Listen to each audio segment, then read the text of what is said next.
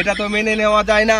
আমার এই বাংলা রাজ্যের ছেলেপিলেরা এই মাধ্যমিক পরীক্ষার সময় পড়াশোনা বাদ দিয়ে সব ফ্রি ফায়ার খেলা খেলে, এটা তো মেনে নেওয়া যায় না সেনাপতি।